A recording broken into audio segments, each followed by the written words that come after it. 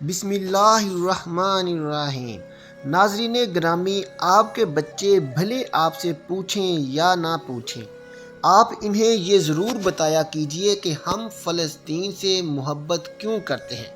محترم ناظرین، ہم ان وجوہات کی بنا پر فلسطین سے محبت کرتے ہیں۔ یہ فلسطین انبیاء علیہ السلام کا مسکن اور سرزمین رہی ہے۔ حضرت ابراہیم علیہ السلام نے فلسطین کی طرف ہجرت فرمائی۔ اللہ تعالیٰ نے حضرت لوط علیہ السلام کو اس عذاب سے نجات دی جو ان کی قوم پر اس جگہ نازل ہوا تھا۔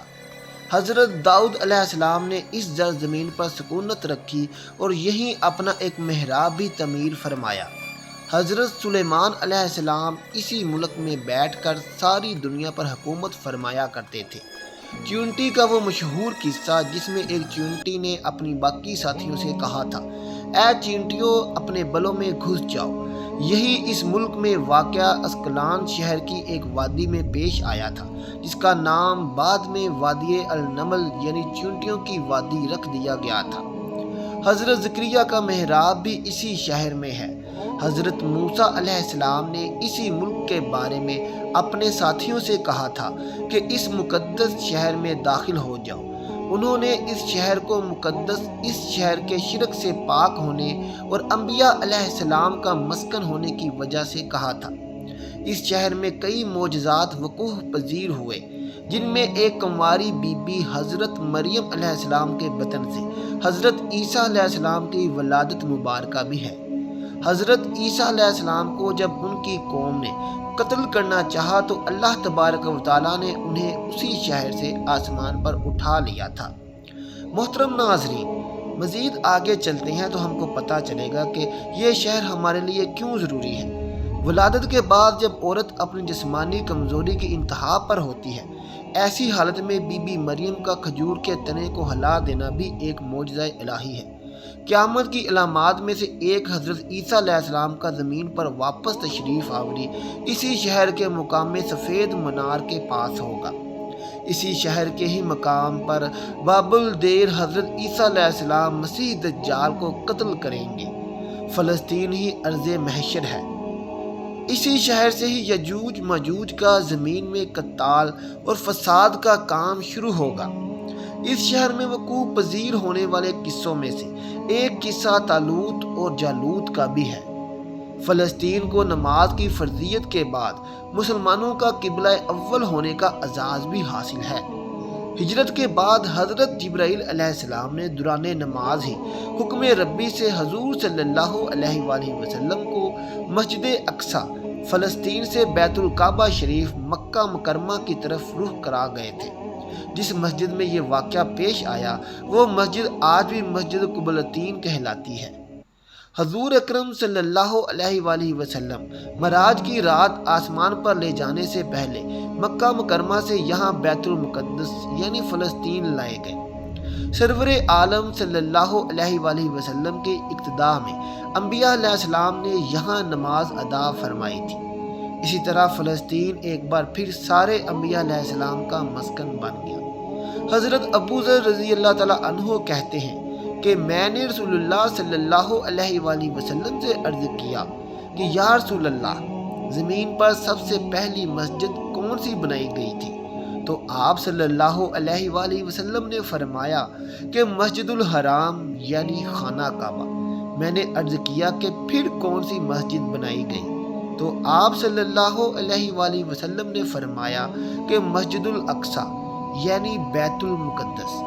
میں نے پھر عرض کیا کہ ان دونوں کے درمیان کتنا فاصلہ تھا؟ تو آپ صلی اللہ علیہ وآلہ وسلم نے فرمایا کہ 40 برس کا، اور تو جہاں بھی نماز کا وقت پا لے وہی نماز ادا کر لے، پس وہ مسجد ہی ہے۔ وصال حضرت محمد صلی اللہ علیہ وآلہ وسلم کے بعد حضرت ابو بکر صدیق رضی اللہ تعالیٰ عنہ کو ارتداد کے فتنہ اور دیگر کئی مشاکل سے نمٹنے کے لیے عسکری اور افرادی قوت کی اشد ضرورت کے باوجود بھی ارض شام فلسطین کی طرف آپ صلی اللہ علیہ وآلہ وسلم کا تیار کردہ لشکر بھیجنا بھی ایک ناقابل فراموش حقیقت ہے۔ اسلام کے سنہری دور فاروقی میں بھی دنیا بھر کی فتوحات کو چھوڑ کر محض فلسطین کی فتح کے لیے خود حضرت عمر فاروق رضی اللہ تعالیٰ عنہ کا چل کر جانا اور یہاں پر جا کر نماز ادا کرنا اس شہر کی عظمت کو اجاگر کر دیتا ہے اور اسے دو چاند لگا دیتا ہے۔ دوسری بار بینہ معراج کی رات بروز جمعہ 27 ربیع 583 ہجری کو سلطان صلاح الدین ایوبی رحمۃ اللہ علیہ کے ہاتھوں اس شہر کا دوبارہ فتح ہونا بھی ایک نشانی ہے۔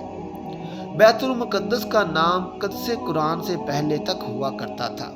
قرآن نازل ہوا تو اس کا نام مسجد اقصیٰ رکھا گیا۔ قدس اس شہر کی اس تقدیس کی وجہ سے ہے جو اسے دوسرے شہروں سے ممتاز کرتی ہے۔ اس شہر کے حصول اور اسے رومیوں کے جبر و استبداد سے بچانے کے لیے 5000 سے زیادہ صحابہ کرام رضوان اللہ اجمعین نے جام شہادت نوش کیا تھا، اور شہادت کا باب آج تک بند نہیں ہوا، سلسلہ ابھی تک چل رہا ہے۔ یہ شہر اسی طرح شہیدوں کا شہر ہے۔ مسجد اقصیٰ اور بلاد شام کی اہمیت بالکل حرمین الشریفین جیسی ہی ہے۔ فلسطین کی عظمت کا اندازہ اس بات سے بھی لگایا جا سکتا ہے کہ یہاں پر پڑھی جانے والی ہر نماز کا اجر 500 گنا بڑھ کر دیا جاتا ہے۔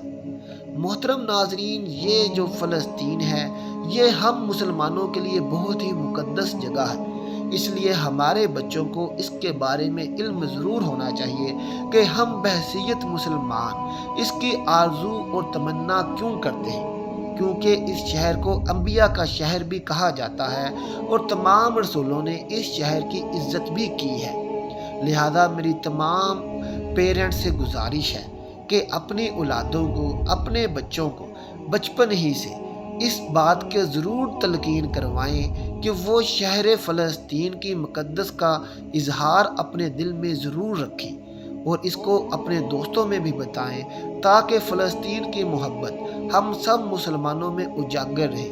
اور جو آج مسئلہ فلسطین میں اسرائیل اور حماس کے درمیان اجاگر ہے، ہم سب مسلمانوں کو چاہیے کہ ہم اپنے مسلمان بھائیوں کا اس میں بھرپور بڑھ چڑھ کر ساتھ دیں۔ اللہ ہم سب کا حامی و ناصر ہو۔